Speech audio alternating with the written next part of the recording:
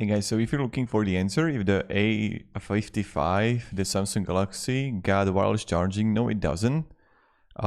Enabled from the factory. However, if you want, you can get the wireless charging and you can have it like as adapter. So you see right here, you can see right here that you can try to get adapter if you want to have wireless charging, but the Samsung Galaxy A55 doesn't have.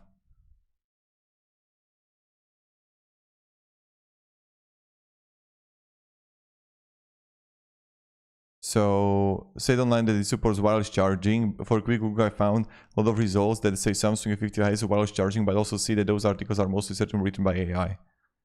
And the Samsung Galaxy A55 does not support wireless charging.